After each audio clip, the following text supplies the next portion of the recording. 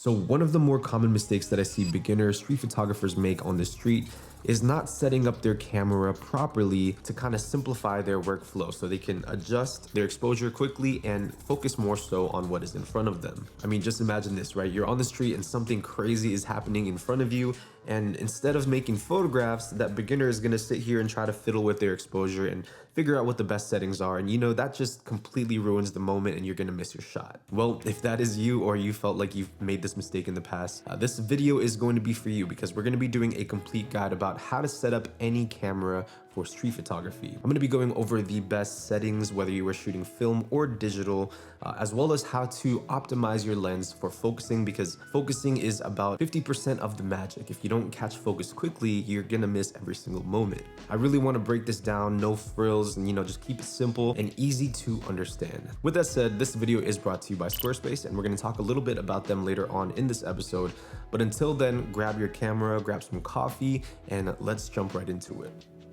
All right, so before we even get started with this guide, first and foremost, if you guys are brand new to this channel, if you guys want to learn more about street photography, definitely subscribe. I post videos like this all the time, and the whole entire reason why I started my channel in the first place is to help photographers out, whether that be with film photography or with street photography. So if you guys find this video at all useful, drop a like down below and subscribe. But with that said, let's get started here. As you can see, we have a couple of different cameras laid out in front of me. First one on the left side is a Leica. This is my M6, and that's going to represent the rangefinder style cameras. Next up in the center here, we have a Fujifilm X Pro 2. Now this is going to represent more of those digital cameras. So like if you have a Sony or any Fuji, it should translate well over into the techniques we're going to be implementing into our camera today. And lastly, we have a 35mm film SLR. This is a Minolta XD11, which is going to represent the SLR side of things. And everything we're going to be talking about today is interchangeable between the different camera styles and bodies. I just have this all displayed and laid out to show the more common camera types. So with that said, let's go ahead and get started. All right, so now the goal for setting up our camera for street photography is to minimize the amount of time we have to worry about the settings and focus more on what's in front of us. And with that said, there are a couple of systems that I have implemented that essentially let me just set it and forget it. And that's the idea with this stuff. You kind of want to set it so you can focus on what really matters, which is making photographs. So let's get started with this Leica right here. So if you're shooting with a Leica camera, and I guess this transforms well also into the SLR, the first thing that I do is always shoot 1 ISO. Now, this is extremely simple if you are shooting a film camera because a film roll is always going to have 1 ISO. Currently loaded in here, I think it's Kodak Gold 200, and so that's why I have this set to 200 ISO.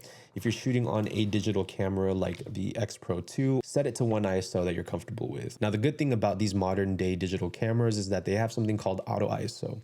So if you have auto ISO in your camera and if you can use that in manual mode, it's a big plus, and it really helps you take your mind off of setting your camera while you're out on the street. So if you have auto ISO, use it. Otherwise, pick 1 ISO.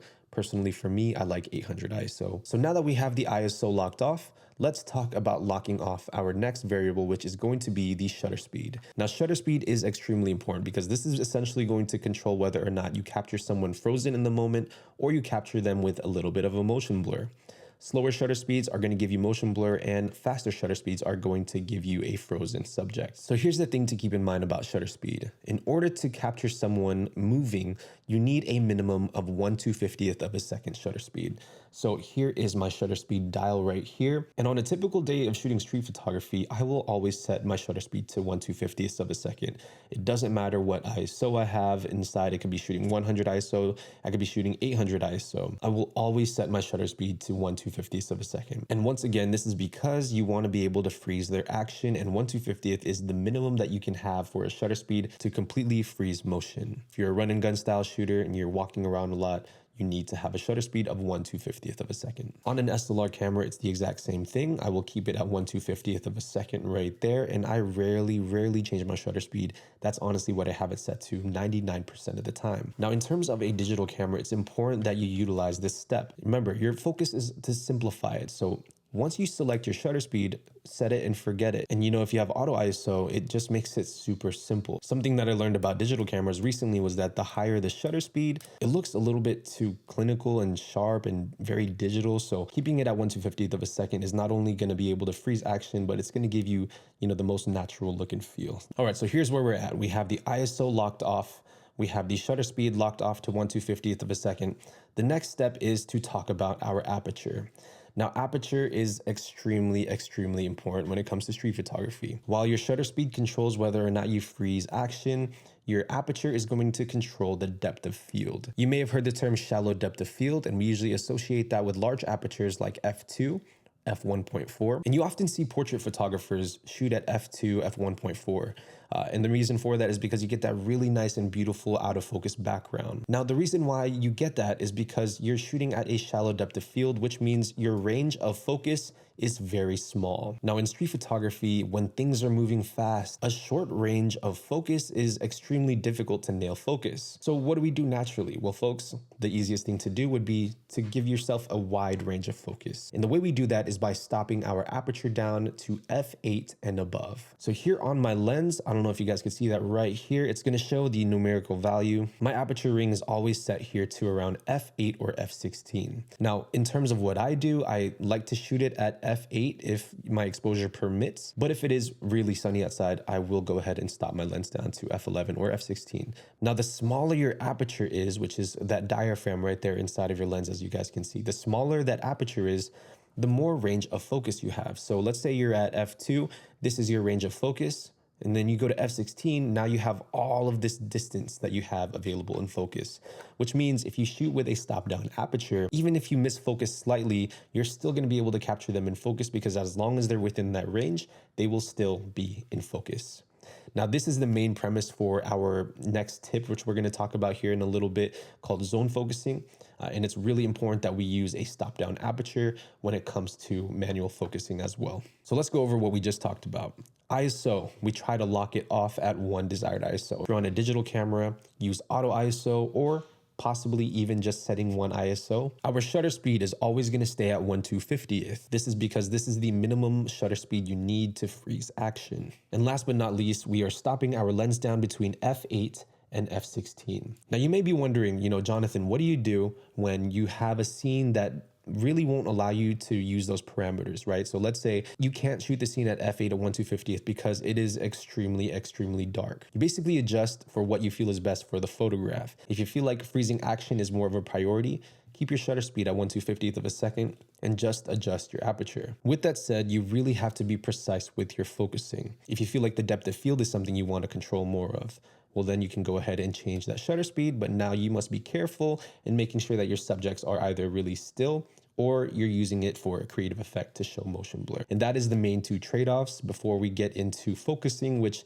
honestly is, again, 50% of the battle. So let's jump into that here. So now that we talked a little bit about your shutter speed as well as your aperture and how those things affect your image, I want to talk next about focusing. If you can't set your lens up quickly or if you don't know how to focus fast, you're going to miss every single moment in time. And luckily, in this next segment, we have something called zone focusing, which allows you to preset your lens focus so you don't need to even touch your lens when making photographs on the street. But before we get into that, you guys, let me take a quick second to thank our sponsor for this episode, which is the good folks over at Squarespace. Squarespace is your all-in-one platform to build a beautiful online presence and run your business. Now, as a photographer in 2024, one of the best ways to present yourself online is by having your own professional website. Squarespace has a ton of award-winning templates you can use to get started within minutes. You even have pages for a portfolio, a gallery, an e-commerce shop, and probably one of my newest favorite features, the video page. These days, the way we consume media is primarily through video, so why not display high-quality video through a URL link or even a direct upload strictly on your website? I highly recommend you guys get started with your website today by heading over to squarespace.com/KingJapes and entering promo code KingJapes at checkout. And this is gonna get you 10% off of your first purchase of a domain or a website. Huge thank you to Squarespace for sponsoring this episode. Okay, so the way I like to set my lenses up for focusing is to pretty much set a predetermined range of focus so I don't need to worry about focusing anymore. What does that mean? Well, for example, I like to make photographs of people around 4 feet away. And I know my distance is enough to where I know what 4 feet looks like in front of me. That way, when they enter my range of 4 feet, I can make the photograph and I will capture them at that distance. This is the main perk of manual focusing. And like we said earlier, you want to use an aperture that is a little bit more stopped down, like f8 through f16. Now here is where zone focusing comes into play. Zone focusing heavily relies on using an aperture that allows you to have a wider range of focus. So look down here at this scale here on the bottom. I don't know if you can see that, it says f16, f11, f8, f4. And then on the other side of that scale, it has the exact same numbers mirrored. This right here, folks, is your hyperfocal scale. And these numbers represent a range. So from f16 to f16, that is a range, f11 to f11, f8 to f8, f4 to f4. And that is why they're mirrored on both sides. These directly correlate to the desired aperture that you use. So if I'm at f16, I need to pay attention to the f16 markings and that range. What this means, folks, is if I preset my lens to 4 feet, everything between this part here where the f16 is on the left side, which is 2.5 feet, all the way to around 10 feet, because that's what it's showing me here on top of the scale. 2.5 feet to 10 feet is going to be an acceptable focus. And then my pinpoint focus is going to be 4 feet. So I know that sounds confusing, but let me break it down again. Even though my lens is set to 4 feet, anything between the range here of f16, which is 2.5 to 10 feet, is going to be an acceptable focus. What this essentially means is if you're on the street and you photograph someone anywhere between that range, they're going to be an acceptable focus. But where the focus is the sharpest is still going to be 4 feet. And then the same goes on to the different apertures. So if I'm shooting at f11, if I pre-focus my lens to 4 feet, anywhere between 3 feet and about 7 feet is going to be in focus. This is the zone focusing technique, and it allows you to pretty much set a predetermined range of focus. So while you're out there making photographs on the street, you don't need to touch your lens. And this is what I mean by minimizing your workflow. Let me take this lens hood off here. Now you can do this on any manual focus lens that has that hyperfocus scale. Even on these SLR cameras, most of these lenses will have that same marking here on top of the lens, which is really, really useful for utilizing that zone focusing technique. Although I will say it is easier to do on a rangefinder. Typically these lenses have a much better hyperfocal scale. Now, how do you do that for a digital camera? Well, it's simple. Set it into manual focus.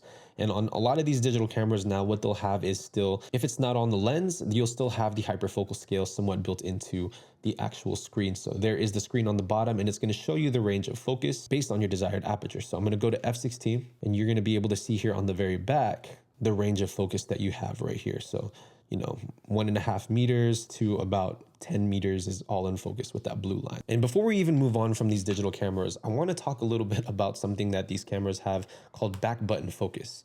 So a lot of times you can set any of these custom buttons to back button focus. So if you're shooting in manual focus and you're utilizing the zone focusing technique, you can turn on one of these buttons to turn autofocus back on for you. And this is really useful. Let's say you can't catch focus quickly, you can rely on that back button focus to help you with your autofocus. That way you really never miss a shot. You get best of both worlds. You can use your hyperfocal scale to zone focus, or you can essentially just use the back button focus for autofocus still.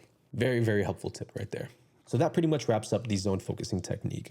The next thing we're going to be talking about here is a 3-point system that allows you to pretty much know where your lens is focused to without even looking at it. Now, with that said, this is only going to apply to the cameras that have a manual focus lens. And that is because autofocus lenses don't have any hard stops. They all kind of just continue for infinity. So I'm going to be utilizing my rangefinder here as an example. Now, the benefit of shooting on a rangefinder camera is that typically the focusing throw is really short. So this is close focus, and this is all the way to infinity. That is not a super far focus compared to on a SLR lens, right? Minimum focus is here, and then this is far focus. You can see that's a lot of travel time in between compared to just this right here. Boom. The 3-point system is essentially going to measure your close focus distance, your mid-range distance, which is your kind of custom set range, and then your last one is going to be your infinite focus. And all this refers to is the positioning of your focus tab. On the bottom of a lot of rangefinder lenses, you're going to find this focusing tab. The focusing tab is a great way to measure where your lens is focused to based on its positioning. What does that mean? Well, folks, if you shift it all the way to the left at that hard stop, you know now you are at a close focus distance. If you shift it all the way to the right, you now know that your lens is focused to infinity. Well, what about when it's dead center in the middle?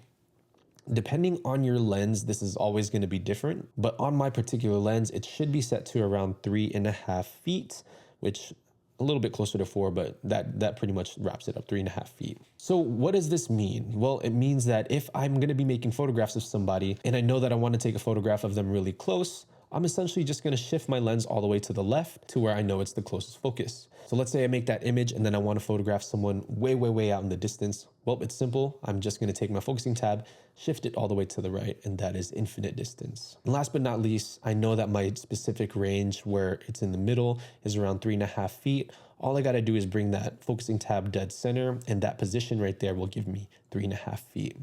And keep in mind, when you use this with zone focusing, it makes it extremely easy. So if I'm at f8, and even though I'm not pre-focused to 4 feet, I've captured somebody around 3.5 feet, they're gonna be in pretty good focus because you have a range that you set. Now, this mostly works, again, with rangefinder lenses, but it still does work with SLR lenses. The only difference is now you don't have a focusing tab, but with an SLR lens, you're measuring this all with stops, right? So if you know you're all the way to the left, you hear that hard stop right there? I don't think you guys can hear that.